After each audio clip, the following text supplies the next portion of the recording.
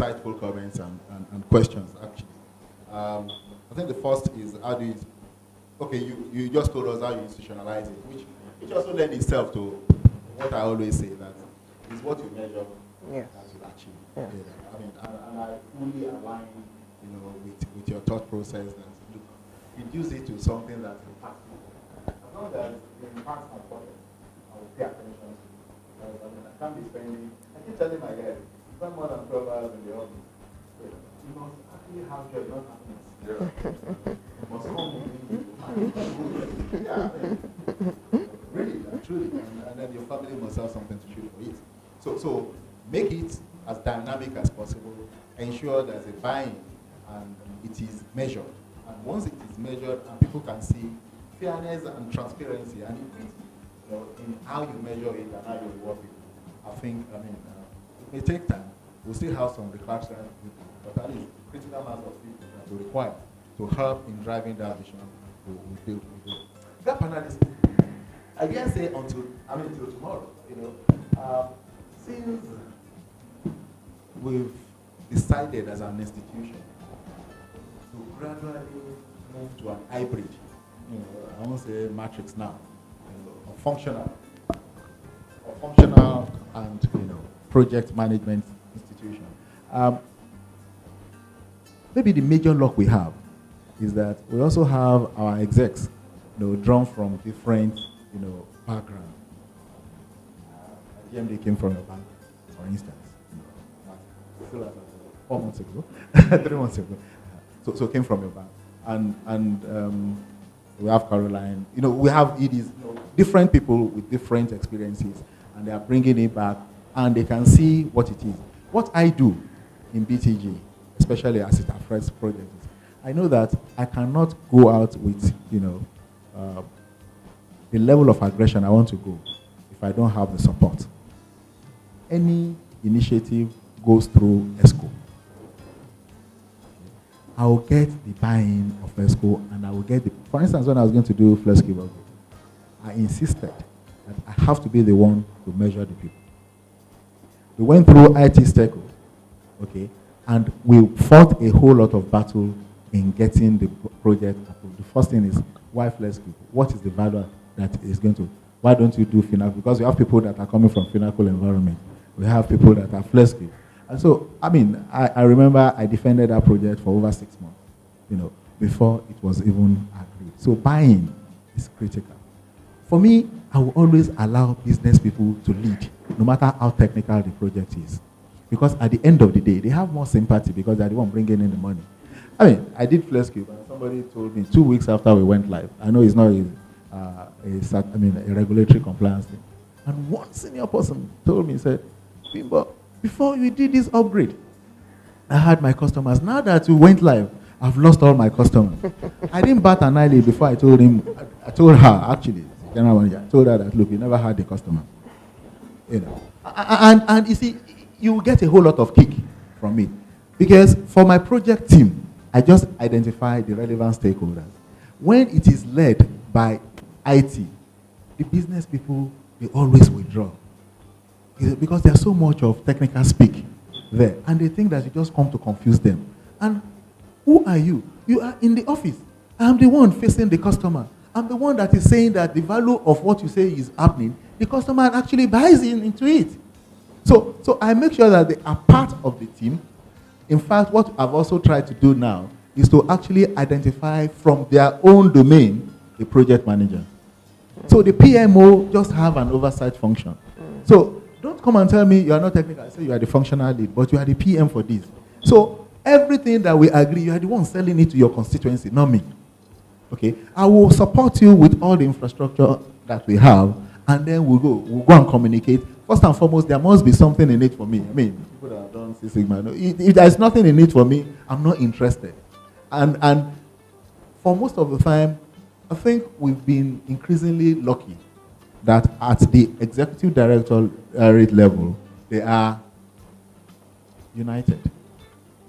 And when I tell them, I say, look, at least it's easier for you to say, okay, I've lent 1 billion, to a Dangote, and I didn't do my risk assessment well, and I lose it.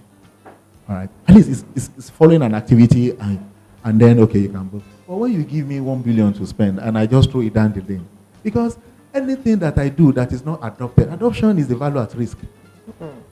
Okay, no matter how well my documentation is, if people don't use the solution, if they don't adopt, they don't buy into it, I'm gaining nothing. So if adoption is out of it, I've just thrown that money. I said to them, just throw that money and throw into Lagoon. That's what it is. And you know, the way I bring it home is like, it's your bonus that I'm wasting. All right. I mean, anytime I'm addressing, I said, your bonus that you're supposed to get, you are just giving me to go and waste. You know, and it is your responsibility to ensure that your bonus remain with you and is increased.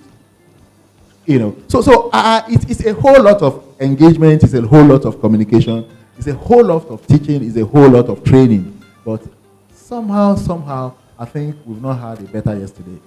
So, you know, things are progressively improving. And I'm not sure that we are there. That was why I told you that I'm still less than 2, you know, on my same. Now, scope.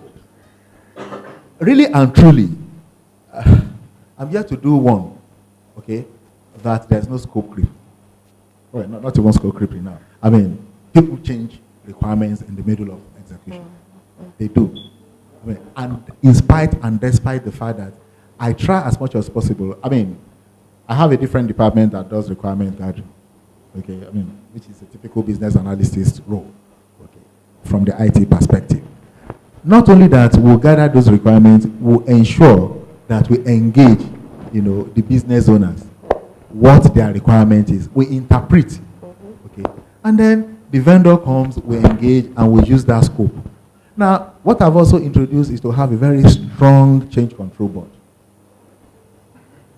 Okay, which is typically, again, is no-brainer. I mean, if you are implementing a methodology, you know, that follows standard project management, you would definitely have it. But I make those PCB, you know, to be very accountable. At least, you know, so that when we fail, at least they are also part of the failure. I make sure that, I mean, I carry them along. So don't come to the meeting, I mean, when I'm presenting status, I'm providing status at the end of the day, because I'm very, very happy to tell you my weaknesses. But don't come and tell me you will sit down there, because I will say, I engage you, sir. You know, I mean, what did you do? And that's the truth. What did you do? You know, so we have a strong change control board, you know, and they go through, because all these changes also have wider implications, impact, you know, risk on other departments, on other stakeholders when you change it. So we try and do that, but most importantly, we don't have vendors who are just vendors. We only have partners. You know, as we are engaging you, we make sure, I mean, I did more than a bargain for.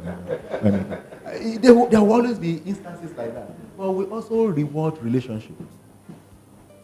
We try and reward relationship. You may not make the biggest money from one single intervention, but we would always come to you.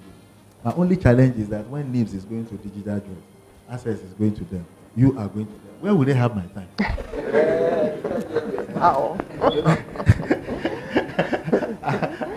I call on them. I mean, that was the first question I asked you this morning when we were working. I said, how do you get these resources? Because I see a whole lot of people, you know, dragging you here and there. How will you have my time? Because really and truly, for the next 18 months, I'm going to engage that very constructively. So that's how we deal with it. So the fact that they did the gap analysis for us, okay, and somebody else come. If you are coming and you tell me there's another gap that you are adding to it, as much as possible, we also try to learn. We lend ourselves to learning whatever we are doing. You know, so it must be obvious to the blind that was a gap that was missed. You know, before you begin to look at it as a commercial value. You know, but if it's a gap that you've identified and you say you are closing it and it's within my budget, why not? Why not? Go ahead and do it. But if I'm going to be paying for it, then you need to take us through. You go through a bit of rigor. Because we also try as much as possible to own our. And at work, I will come back to digital jobs and say, really and truly, did you miss this? And then I'll get perspectives. Would I be right to say then that you refine that approach a little bit? Because that's what you did for PCI DSS. But with ISO and with the ISMS and BCMS. It's the whole hog. It's the whole hog. Yes. It's the whole hog. Maybe that approach is evolving. Yeah, Maybe that approach is evolving. We are also learning from the environment. If I did a gap analysis, then I will be caned by somebody else. Given the time that we are starting. Yes. I mean, so really and truly, it's no one size fits all. Yes. It depends on the project, The it context. depends on the nature of initiative, and then we'll try and leverage on relationship. Thank you. Just to add to what you have said, the question you asked about selling more technical certifications to management, what I would say about that is, I think in this part of the world, what I've noticed from personal experience and what I've observed around here, meanwhile, I worked for Citibank for 14 years before I moved to Access Bank. So I saw a lot of things were being done in Citibank. When I mean Citibank, not just Citibank Nigeria, Citibank worldwide.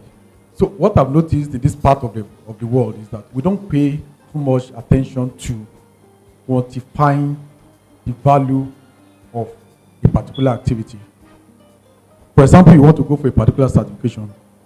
I don't know the number of hours or effort that you invest in actually bringing out the value in that thing, the thought process, the people that were engaged, the research that was done to actually bring out the value. Most of the time, we just look at it, we focus on what we want to do. I want to do this certification. That's what, okay, there's one paragraph to say the value. Okay, because you must fill that form. So you just put something there. So I think that is where one area I will advise that we look at critically. There's a company called Oliver Wyman. We worked with them about 3 years ago. They came into us. And then these guys, they look at every activity and they will tell you the impact in terms of naira and kobo of that activity on your bottom line. So that really opened my eyes. So there are a lot of things we can quantify because the business people, they want to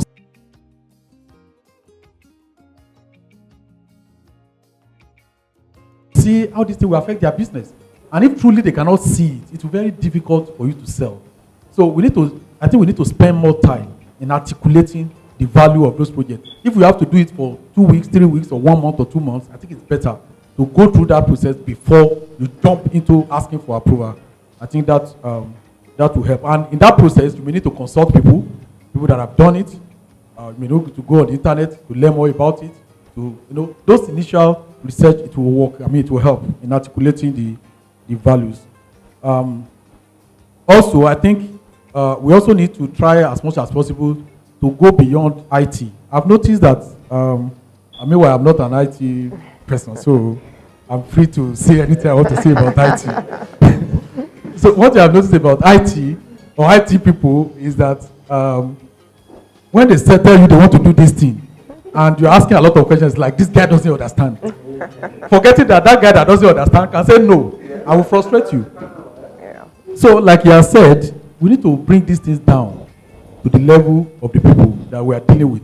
There's no point telling me about technical jargon that will not. I'm thinking of something else. It won't make meaning to them. So we need to bring it down to their level in a way that they will understand. I think it's very important. I won't talk about the gap analysis, and I think that one has been properly dealt with. Our brother has also learned the